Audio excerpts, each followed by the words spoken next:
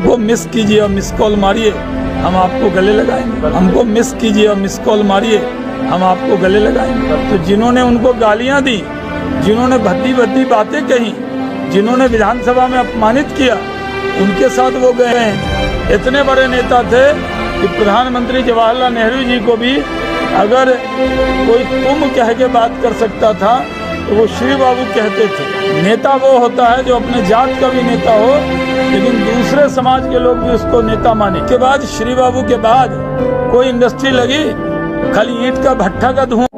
उधर झाजी कर रहे हैं, सिद्धार्थ शंभू कर रहे हैं, सचिदा बाबू अपना कर रहे हैं, विजय बाबू कर रहे हैं। हम सब लोग कंपेनिंग करते हैं दिन रात, काफी नजदीकियां नाम पूछते हैं, मारिए मिस कॉल, हमारे पास आ जाइए, हमको मिस कीजिए और मिस कॉल मारिए, हम आपको गले लगाएंगे। कल बिहार शरीफ में की जो पहचान है समाज के हर वर्ग को लेकर चलने की, आज बिहार में श्री बाबू की जयंती तो खास करके अल्पसंख्यक समाज को मनानी चाहिए।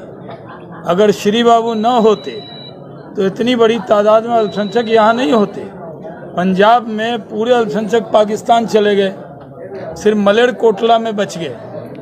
बिहार भी ईस्ट पाकिस्तान के बॉर्डर पे ही था। किशनगंज का जो इलाका था वो पहले वो बॉर्डर वही था, वो तो बाद में रास्ता श्री बाबू ने बंगाल को दिया। लेकिन श्री बाबू ने कहा कि मुस्लिम समाज के लोग यहाँ रहें, उनको कोई दिक्कत नहीं होगी। उन्हीं के वजह से आज इतनी बड़ी तादाद में लोग रहे, जबकि बॉर्डर स्टेट में पंजाब का, गुजरात का इलाका जो था, बड़ी तादाद में लोग चले गए। श्री बाबू को जात धर्म की सीमा में नहीं बांधा जा सकता। वो बिहार केसरी थे, इतने बड़े नेता थे कि प्रधानमंत्री जवाहरलाल नेहरू जी को भी अगर कोई तुम कह के बात कर सकता था तो वो श्री बाबू कहते थे।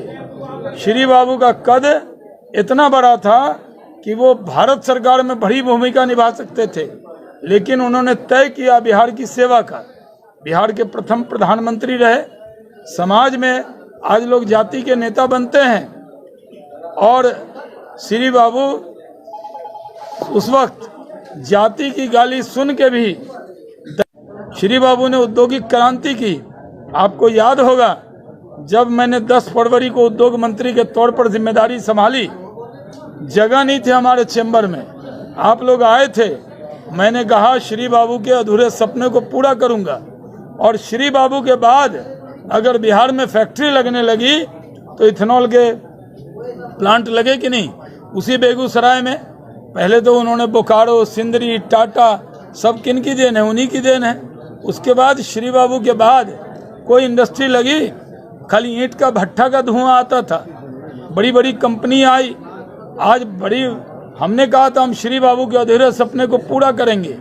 अगर सच्ची श्रद्धांजलि तभी होगी कि नीतीश कुमार जी के नेतृत्व में जो आज उनकी सरकार है, राजद के नेतृत्व वाली, वो उद्योग का जो माहौल बना है उसको बनाए रखे।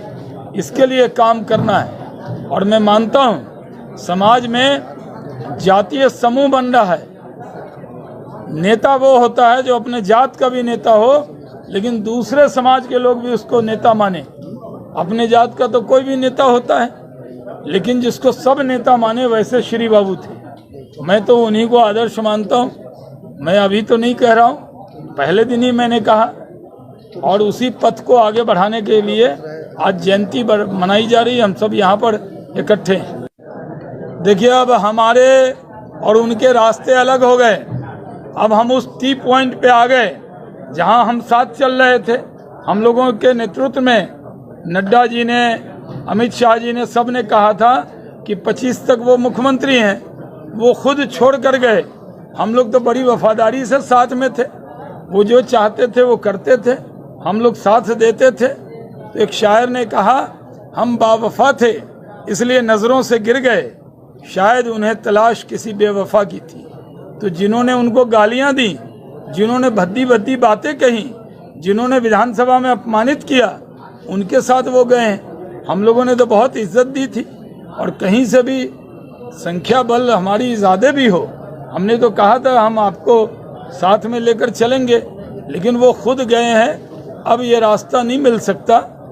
अब वो उजाले को छोड़कर लालटेन की रोशनी में गए हैं, तो उधर ही उनको जाना है। इसलिए जब वो भी कह रहे हैं कि नहीं मिलेंगे, और हम लोगों ने तो तैयारी शुरू कर दी है मिशन 40, 40 की 40 लोकसभा जीतनी है, उसी पे काम करना है, उसी काम में हम सब लगे।